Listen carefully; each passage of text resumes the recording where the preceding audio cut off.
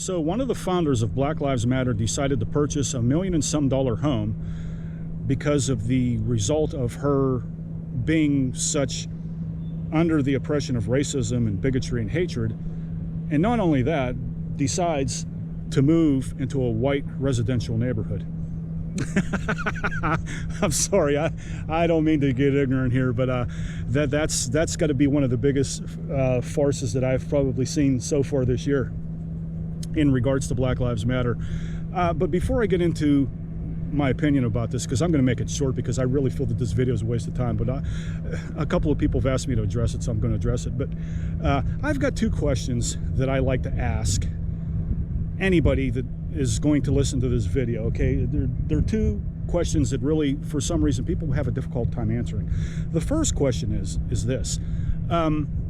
What has Black Lives Matter done to make Black lives better?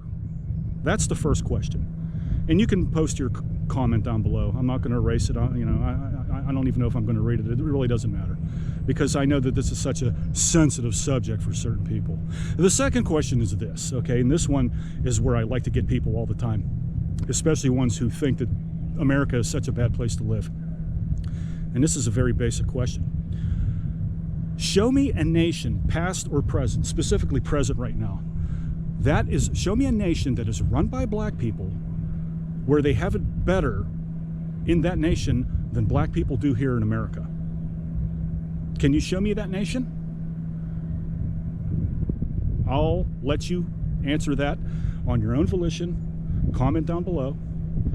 I would like to know why this woman purchases a home where, according to her and her colleagues, brutal oppression is administered on black people by white people on a constant basis because of the color of their skin, but yet she decides to move in a neighborhood where these very people that she wishes to live with are the ones that are practicing all the oppression on the very organization that she purportedly represents. And for all you little white good liberals and progressives out there who are donating lavish amounts of money to Black Lives Matter because Black Lives Matter is mostly funded by white people, it's hardly funded by black people because black people know better, I guess, because you don't see it. You don't see it. We all know from the early inception of this organization who was the mastermind behind giving the donations that were required for them to administer their tactics, as they're doing currently right now in places such as Minnesota and the other cities. Because after the Chauvin trial is over in Minnesota here, when the opening arguments are going to commence next week, and if it comes back as a guilty verdict, I think we all know what the outcome is going to be, and Black Lives Matter is probably already planning for that in the name of racism and injustice. Geez, I got to hand it to this young lady who's, one of the heads here of Black Lives Matter. She's got more of an incentive than Al Sharpton does. Al Sharpton never even got these kinds of homes. So as you people continue to donate and write these big fat checks to these people, I want you to understand where this money's going. If this is not proof that Black Lives Matter is the biggest, most fabricated organization that has ever existed for a minority in the history of the United States and probably the world, I don't know how else I can convince you, and I really don't want to convince you, because there's just absolutely no way that I can have a civil debate with you. You're just brainwashed. You are absolutely, utterly brainwashed. Here's something for you to consider and ponder, okay? Because like I said, I'm going to make this video short. Can you name, because if you think this is all BS that I'm making up, answer this question too. Can you name a black celebrity who resides in any of these inner cities where Black Lives Matter goes and they administer their protests? Does LeBron James live in the south side of Chicago where all the shootings occur? Mostly the shootings occurred in Chicago. How about Jay-Z? Where does he live at?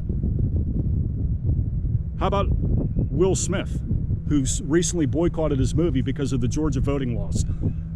What does it take for you people to understand that this is a farce, that you're just being swindled, that you are not required to do thinking on your own, because there is a certain group of people here in America who believe that you can't?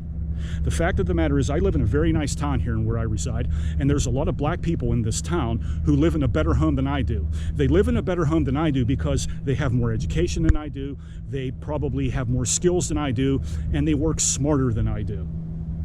See, unlike the socialists who are running Black Lives Matter, I'm actually a capitalist. I want everybody to make as much money as they can, including myself. The difference is the people who run Black Lives Matter are not capitalists, they're Marxists. They take donations, they take these charities that people give them, and they run with it. This is the ultimate example. If you can't see it, you'll never believe it. I'll leave you with a quote from a very famous theologian, and I'm not going to say who it is, but it's very easy to convince people who want to be convinced. I don't know how else to put this. I'm not going to sugarcoat it for you anymore, but this is one of the greatest farces that has ever been bestowed on the soil of the United States of America. So with that said, I'm going to leave you guys, give you a beautiful view of the river. I'm sorry I had to take up such a wonderful spring afternoon to address this putrid topic because I am getting so tired of hearing about Black Lives Matter. I'm so tired about these organizations who are taking advantage of the hardworking black people in this country. They haven't given a dime to any black businesses. They haven't given a dime to any black establishments. What have they done for education? What have they done for churches? What have they done for businesses? Where's all this money going? I'm probably certain that there's a few chapters out there in Black Lives Matter that are helping people, but for the most part, I don't think so. With the hundreds of millions of dollars that that organization has been donated with, what are they doing with the money? I'll let you figure that out. Peace out.